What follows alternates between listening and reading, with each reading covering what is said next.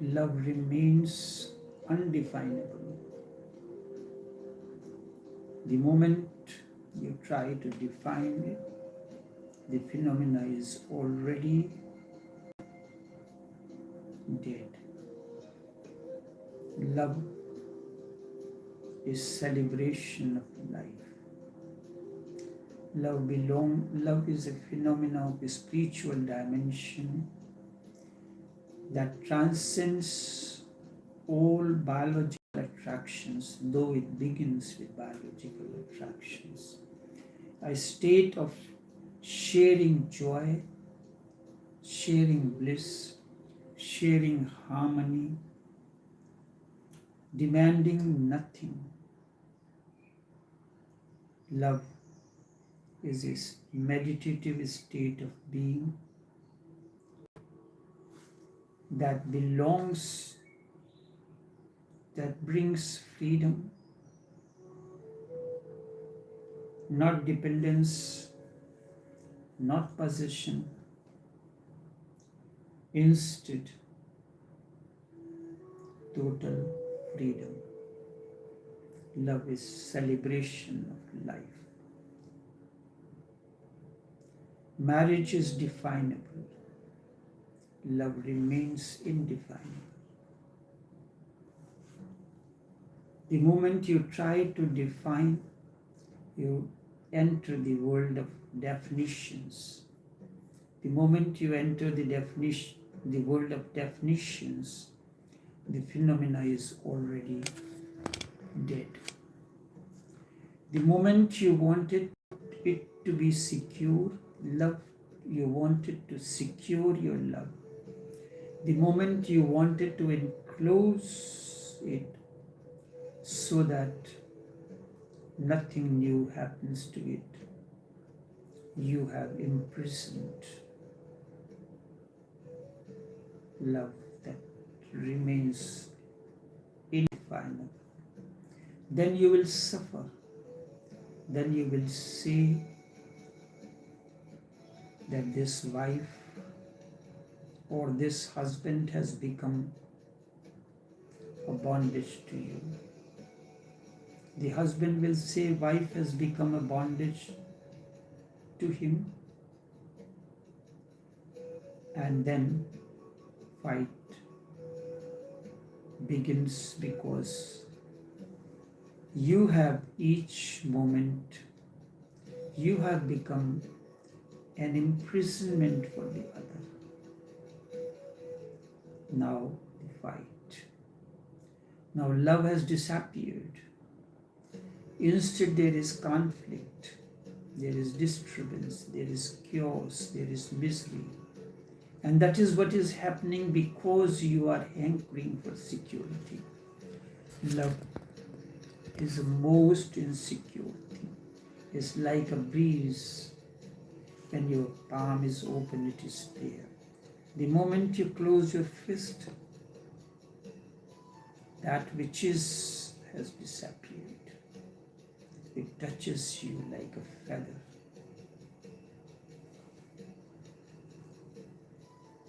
And this has happened in everything. Remember it as something basic. Life is insecure. Life is the very nature of it. So when there is love, suffer the fear that beloved can leave you. You do not create security. And if you do not create security, love will grow to enormous proportions. It will develop wings. It will take you high to soar into the open sky, the vastness of the sky. The beloved can die and you cannot do anything, but that will not destroy the love. That will not destroy the love. That is why when you have experienced something like this, the innerness of love deep within, then it never dies. It goes beyond time and space, beyond birth. And the moment you come in the new life, although as unknown beings you have met, but soul recognizes the answering soul. Love remains the glory from the divine, often mocked by the baser minds. The beloved can die, but love can never die. That will not kill love. Security can kill. Love will grow beyond proportions. Really, if man were immortal, love would be impossible. If man were immortal, it would be difficult to love anybody. It would be dangerous to fall in love. Death is there, and life is just like a dewdrop on a leaf that is trembling with the wind. Any moment the breeze will come and the dewdrop will fall and disappear in the lake. Life is just wavering. Life is just wavering. Because of that wavering, because of that movement, death is always there. It gives depth and intensity to love. Love is possible only because there is death. Love becomes intense because there is death. Think over it. If you know your beloved is going to die next moment, all meanings or meanness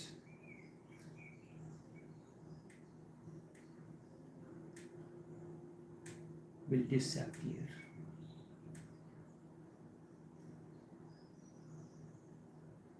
The moment you die, the moment you realize that your beloved is going to die any moment, all meanness, all conflict will go, and this one moment will become a moment of eternity. And there will be so much love that your whole life will be poured into it, because you want to live that moment in eternity. But if you know the beloved is going to live forever, for long, there is no hurry.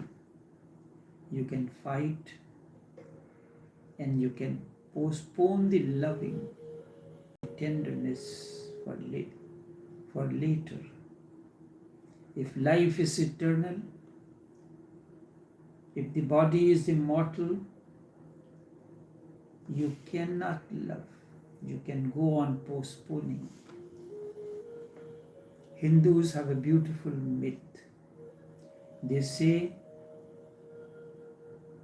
in heavens, where the god of heaven, Indra, rules.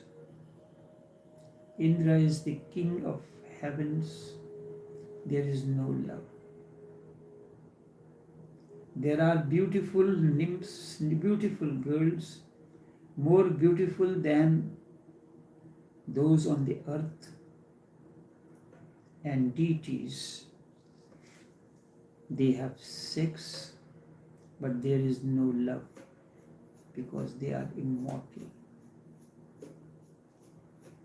So it is recorded in one of the Indian stories that Urvashi, the chief of the heavenly girls, asked permission of Indra to move onto the earth for a few days to love a man. What nonsense, said Indra. You can love here, and you will not find such beautiful persons on earth. The response of Urvashi was beautiful. They are beautiful, but they are immortal. Because they are immortal, there is no charm. They are already dead. They are really dead because there is no death to make them alive.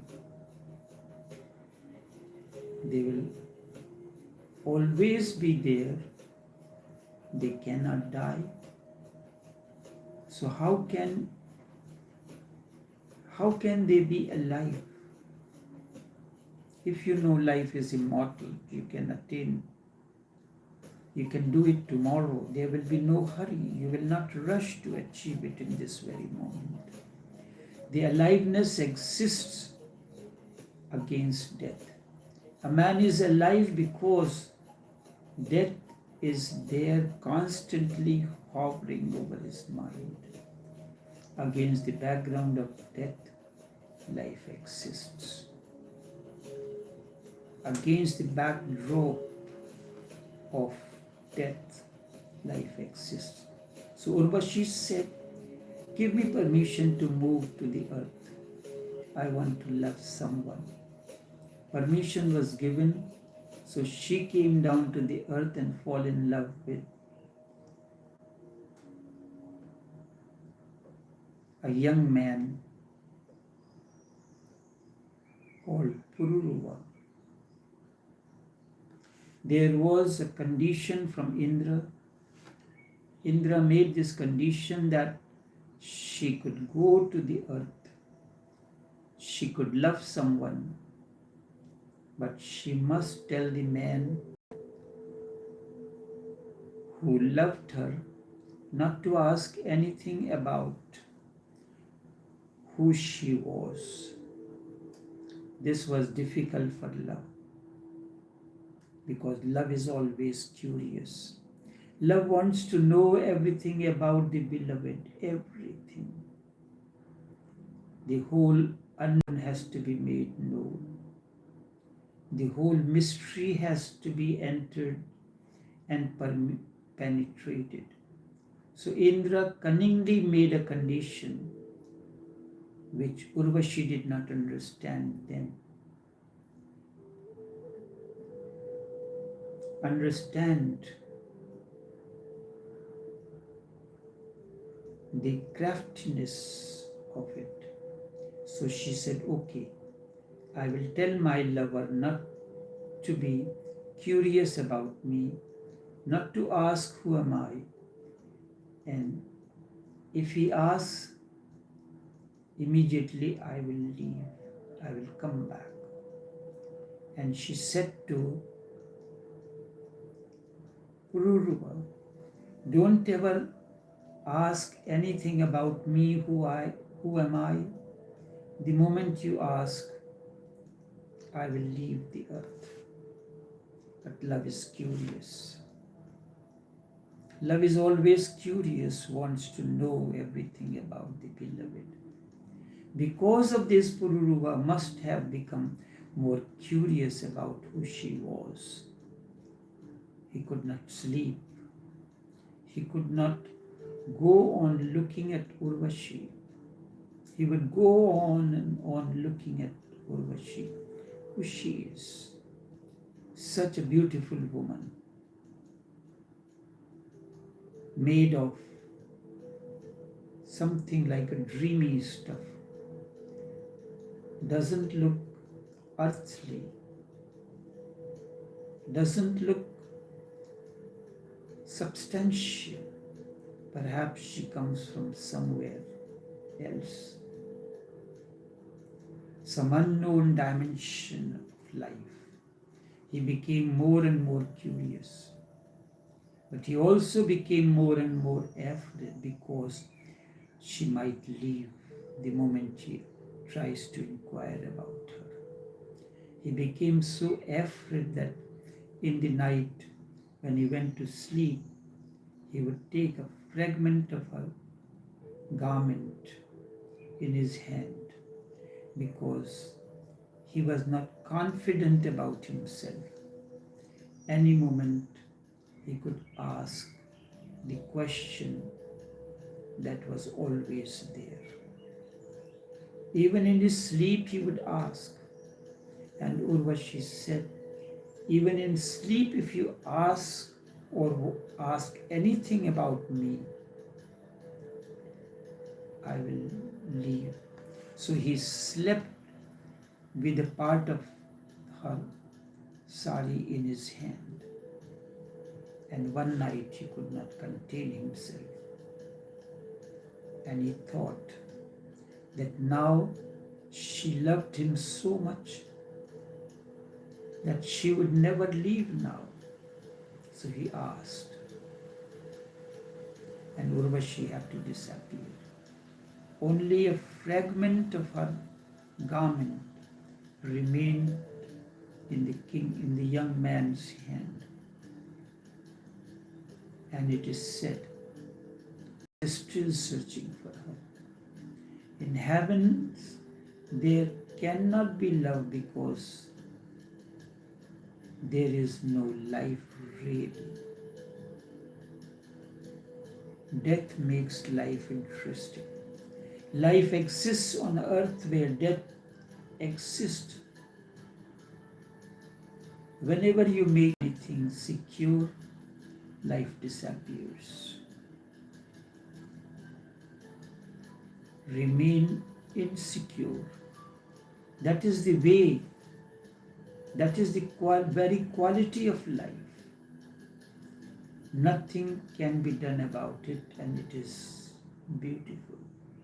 The story of Urvashi and the young man, Pururava, is a part of Indian mythology.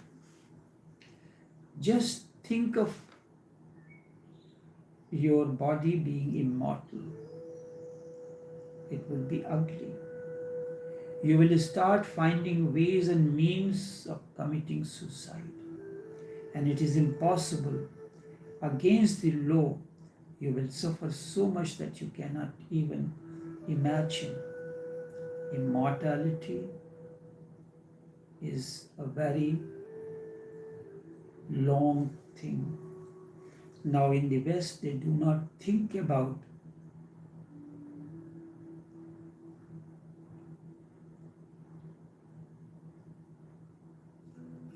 something like this because people are now living longer.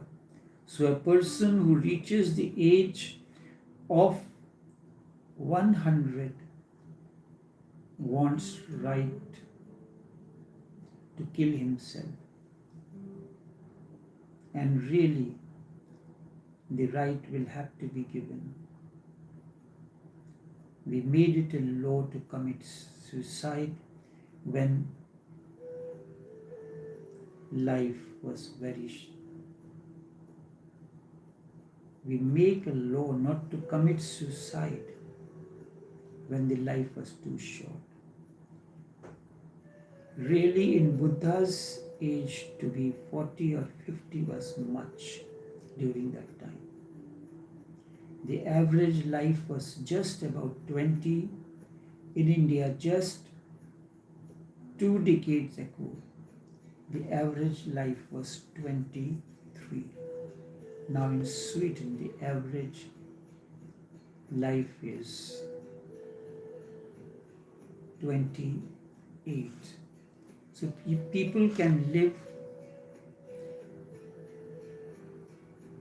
So people can very easily live to be 150. In Soviet Union, there are people who are over 100, who have reach the mark of 150. Now if they say they have a right to kill themselves because now it is too much, we will have to give them the right. It cannot be denied at all to them. Sooner or later, suicide will be one of the birthright of the people. You cannot deny if a person wants to die, not for any reason, just because life has become meaningless. And those who want to commit suicide, they find the meaning in life has disappeared. It has been too long already. A person living at 100 does not feel like living now that he is frustrated. Not that there is no food, everything is there, but life has disappeared. Life has disappeared, so think of immortality. Life will be totally meaningless if you think in terms of immortality of the body. The body is death bound, that is why there is attraction towards the body. The meaning comes with death. Love has meaning because love can be lost. Then it throbs, vibrates, pulsates. It can be lost. You cannot be certain about it any moment. You cannot think anything about it for tomorrow because tomorrow it may not be there. This moment it is there, live it. You have to love the lover and the beloved with the view that tomorrow may never come. Tomorrow may never be there at all. Then love becomes intense. Love is a phenomenon of this very moment. The moment you realize that tomorrow it may not be, now is the time, then and only then love is intense.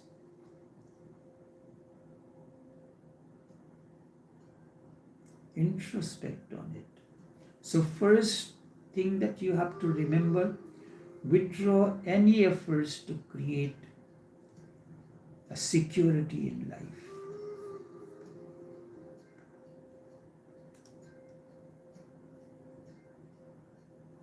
Just by withdrawing your walls around you, it will fall.